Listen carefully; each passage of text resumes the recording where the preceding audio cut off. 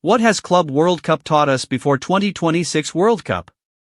The Club World Cup has been seen by many as a dress rehearsal for the 2026 World Cup, when 48 teams will battle it out for the global crown across Mexico, Canada, and the United States. 5 of the venues over the past month, Mercedes-Benz Stadium, Hard Rock Stadium, MetLife Stadium, Lincoln Financial Field and Lumen Field, are also hosting matches next year. So what has the Club World Cup taught us about what is to come? And are there any lessons FIFA can learn from it? Former Manchester City and Tottenham midfielder Michael Brown, who was a co-commentator for DAZN at 10 games across 5 different cities, told BBC Sport, "I do feel like the tournament has been a really good test for the World Cup. Record-breaking heat and violent storms. Record-breaking heat and violent storms wreaked havoc across the tournament. A sign of things to come next year?"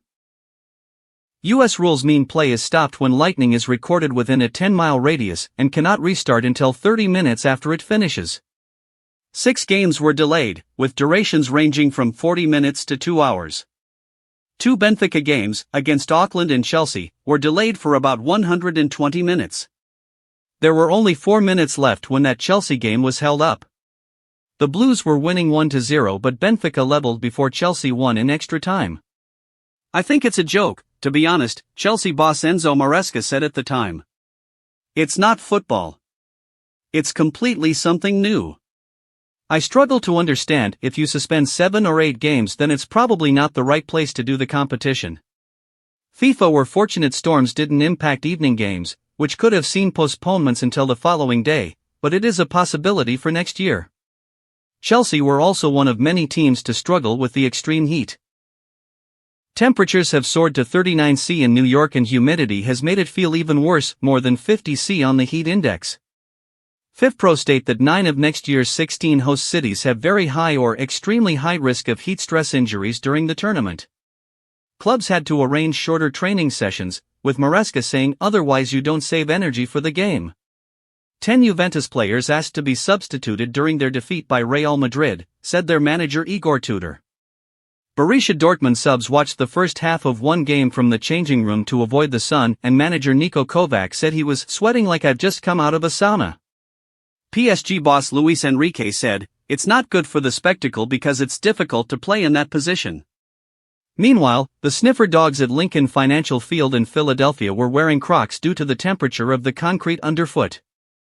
Brown told BBC Sport, "The weather has obviously been something all the teams have had to deal with. It's affected the fans too some of the days, the heat was so extreme. Just ridiculous, and it's something that is going to affect everyone next year. Teams and fans will have to be ready for it."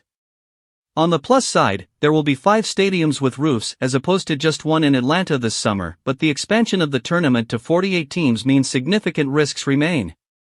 Possible solutions are planning around kickoff times to avoid playing in hot cities in the middle of the day, as so often happened at the Club World Cup, while 7 of the venues used this summer won't be used in 2026.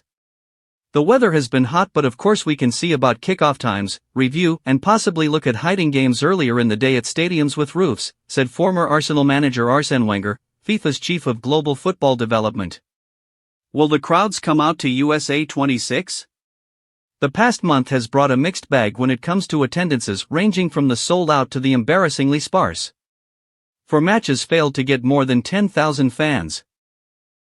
With the lowest attendance, the 3,412 who watched Mamelodi Sundowns beat Ulsan HD 1-0. But there have been 17 crowds of 60,000 or more, with the highest the 81,118 who saw Chelsea beat Paris Saint-Germain in Sunday's final. Most of the highest attendances were at games involving PSG or Real Madrid. "We believe the attendances were projected as low and in reality were much higher," said Wenger. Another reason given for low attendances have been the kickoff times, with many being at noon or 3 p.m. on a weekday.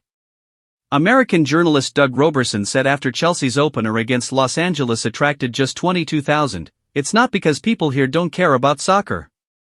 The people aren't here because it's Monday at 3 p.m. Frankly, I am surprised there are as many as there are. It's a tournament that doesn't mean a lot to people in the US because it's new. I would imagine paying to come to a tournament you don't know didn't appeal because the World Cup is coming next year and people are trying to save money for that. If I were FIFA, for the World Cup I would have game times where more people could come. It is something to think about, and the ticket prices were ridiculous. Jonathan Tannenwald, chief soccer correspondent for the Philadelphia Inquirer, said, "We will all show up for the World Cup next summer, but for the Club World Cup they needed to market it to explain.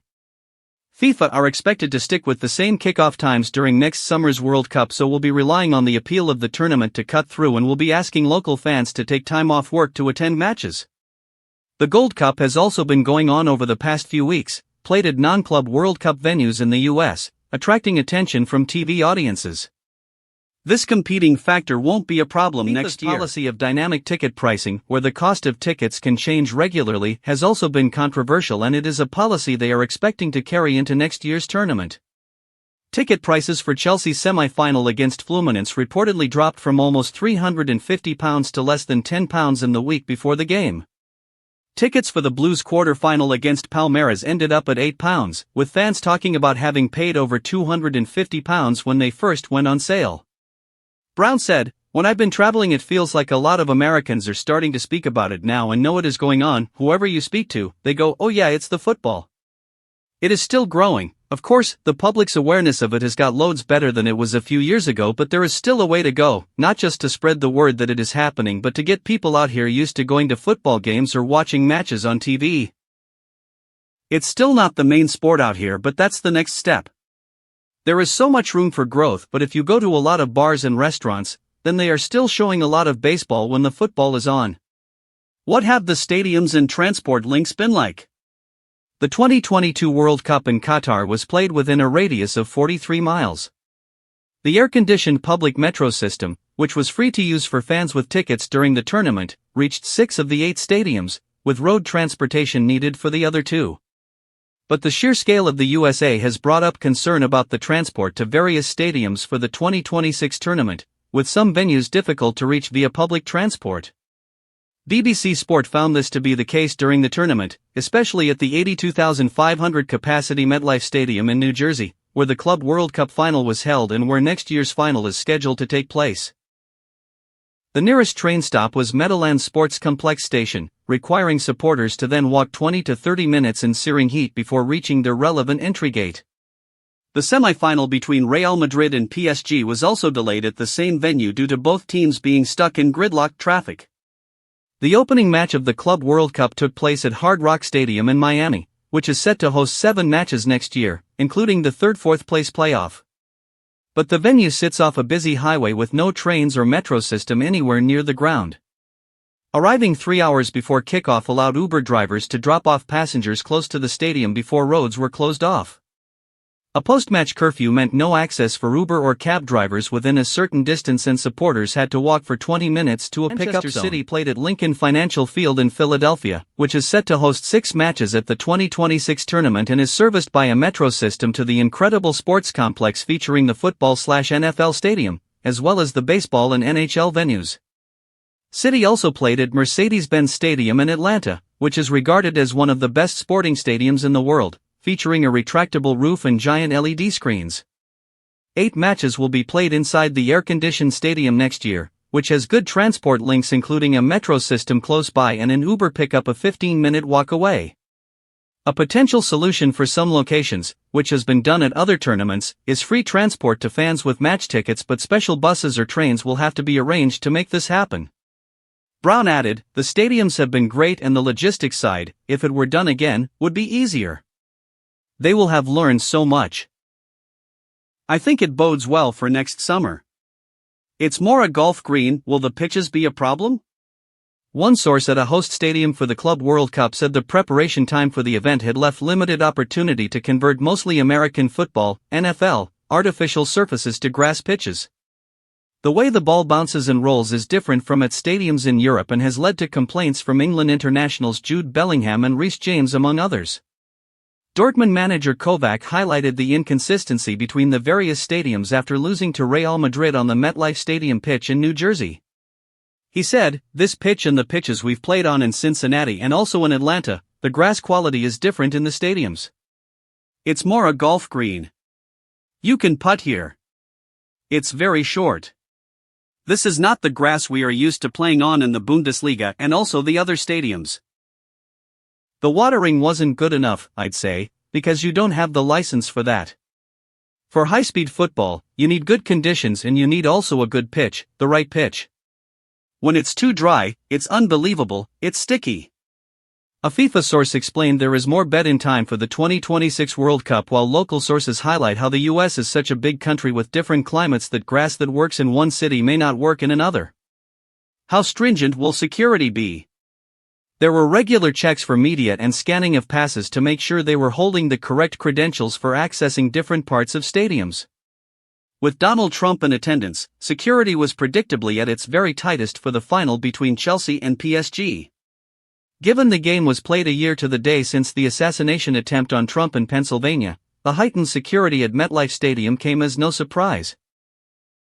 The United States Secret Service were armed and on location, with several snipers positioned on the roof of the ground. Up until that point, the heaviest security presence seen by BBC Sport was at the opening game in Miami, where police cars with flashing lights lined the main boulevards leading up to the stadium. Police officers with counter-terrorism logos patrolled the exterior of the venue, and numerous security checks and bag searches were made before entry was granted. Supporters needed extra time to make their way inside as they were forced to have further checks at a second perimeter point. Sniffer dogs were in place near the entrance to the stadium in Philadelphia, while at the Camping World Stadium in Orlando, armed officials dressed all in black with Bomb Squad logos walked up and down the length of the press box. Meanwhile, reports, external said U.S. Immigration and Border Protection personnel provided security at matches during the tournament, and it remains to be seen whether the same will take place next year. Don't forget to subscribe for the latest football news, match analysis, and World Cup updates from around the world.